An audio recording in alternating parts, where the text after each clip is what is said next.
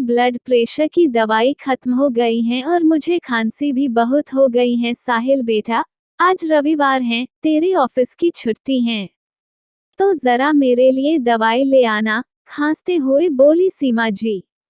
साहिल गुस्से से बोला, हफ्ते में एक दिन तो ऑफिस से छुट्टी मिलती है माँ, और उसमें भी आप और पापा अपनी फरियादों की लिस्ट शुरू कर देते हो। कितना भी कर लो मगर आपको मुझसे कोई ना कोई शिकायत लगी रहती है। एक दिन तो मुझे चैन से घर में आराम करने दो। साहिल के पिता मनोहर जी और सीमा जी साहिल के ये कड़वे शब्द सुनकर आंसुओं के 2 घूंट पीकर रह गए। वैसे भी साहिल ने ये पहली बार थोड़ी कहा था। मनोहर जी ने जब पिछले सप्ताह साहिल से आंखों का चश्मा ठीक करवाने को कहा था, तब भी साहिल ने यही कहा था, आपको और माँ को वैसे भी क्या काम है सोने और खाना खाने के अलावा। खुद तो रोज घर में मजे से रहते हो मगर मुझे एक दिन भी मजे में नहीं रहने देते। रविवार आता नहीं है कि कभी बाम की शीशी ला दो तो कभी दवाई ला दो। पूरे सप्ताह तो मैं वैसे भी व्यस्त रहता हूँ, एक रविवार तो मिलता है आराम के लिए, उसमें भी तुम दोनों अपनी फरियादों की लिस्ट मुझे पकड़ा देते हो। सीमा जी और मनोहर जी दोनों की अब उम्र हो चली थी। उम्र अधिक होने के कारण वे दोनों ज्यादातर बिस्तर से उठ नहीं पाते थे। दोनों वृद्ध दंपति बीमारियों से ग्रसित थे, जिस वजह से दोनों पूरी तरह बेटे बहू पर आश्रित थे। सीमा जी जब से एक बार बाथरूम में गिरी थी, उसके बाद फिर कभी चल ही नहीं पाई थी, और मनोहर जी भी हार्ट अटैक के बाद की गई बाईपास सर्जरी के बाद बीमार ही रहते थे। बेटा बहू का ही आसरा था इस उम्र में, मगर वे लोग भी वृद्ध दंपति पर ध्यान नहीं देते थे और कुछ भी कहो तो कहते थे इनकी शिकायतें और फरियादें कभी खत्म ही नहीं होती। साहिल अपने माता पिता को खरी खोटी सुना रहा था, उतने में उसकी पत्नी निशा का फोन आता है, जो पार्लर में फेशियल कराने गई थी। निशा बोली, साहिल मैं यहाँ पार्लर में हूँ, क्या तुम मुझे लेने आ सकते हो।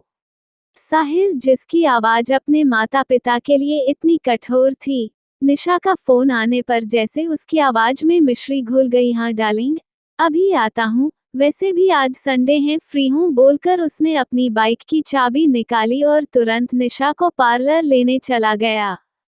निशा और साहिल बाहर से आते वक्त अपने साथ खाने पीने का सामान भी ले आए, मगर किसी ने अपने माता पिता को खाना खाने भी नहीं पूछा। दोपहर के 3 बज चुके थे मगर अब तक किसी ने मनोहर जी और सीमा जी को खाना नहीं दिया था। मनोहर जी से जब भूख बर्दाश्त नहीं हुई, वे लाठी का सहारा लेकर धीरे धीरे चलकर बाहर देखने गए तो साहिल, निशा और उनके बच्चे बाहर से लाया हुआ खाना खा रहे थे। वे समझ गए आज फिर उनकी बहू ने उनके लिए खाना नहीं बनाया है।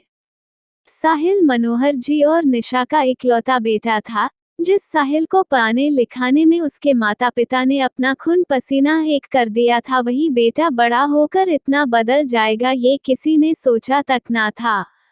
मनोहर जी अपने कमरे में आए तो देखा बेचारी सीमा जी जोर जोर से खांस रही हैं। सीमा जी के पास पड़ी बोतल का पानी भी खत्म था। बहू तो कभी सास ससुर के कमरे में ही नहीं आती थी। कभी कभार दोनों पूरे दिन भूखे ही रह जाते थे। कभी कभार बहू खाना दे जाती थी तो खा लेते, वरना भूखे ही सो जाते थे। सीमा जी की खांसी की आवाज सुनकर बाहर बैठी निशा जोर से चिल्लाई, बुढ़िया पूरे दिन खांसती रहती हैं, चैन से खाना भी नहीं खाने देती। साहिल बोला, उन दोनों को काम ही क्या है, तुम क्यों गुस्सा करके अपना मूड खराब कर रही हो। मनोहर जी और सीमा जी फिर आंसुओं के 2 घूंट पीकर रह गए। मनोहर जी लाठी का सहारा लेकर रसोई में गए और सीमा जी के लिए पानी ले आए। साहिल ये देखकर मनोहर जी के कमरे में आकर गुस्से में बोला, पापा हम क्या खा रहे हैं, यही देखने आए थे ना आप लोगों के लिए निशा खिचड़ी बना देगी जो थोड़ी देर बाद आपको मिल जाएगी। यूं किसी का खाना झांकने आना अच्छी बात नहीं समझे, कहते हुए साहिल ने जोर से उनके कमरे का दरवाजा बंद कर दिया। मनोहर जी तो बेचारे पानी लेने आए थे। साहिल ने जो भी कहा उस बात का मनोहर जी के दिल पर ऐसा असर पड़ा कि उन्हें हृदयघात हो गया और वह उसी पल भगवान को प्यारे हो गए। सीमा जी ने मनोहर जी को बहुत जगाने की कोशिश की मगर मनोहर जी की आंखें सीमा जी को निहारती हुई खुली की खुली ही रह गई थी। बाहर से साहिल और निशा की हंसी ठिठोली की आवाजें आ रही थी। किसी को अपने माता पिता की कोई फिक्र नहीं थी। सीमा जी ने पास पड़ी मच्छरों को मारने वाली दवाई उठाई और खा ली और वे भी मनोहर जी के कंधों पर सिर रखकर हमेशा के लिए उन्हीं के पास चली गई।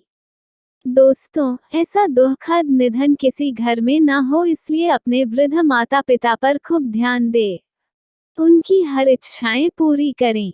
जो माता पिता बचपन में अपने बच्चे की हर फरियाद पूरी करते हैं बुढ़ापे में उनकी फरियाद बच्चों को फरियादों की लिस्ट क्यों लगती हैं।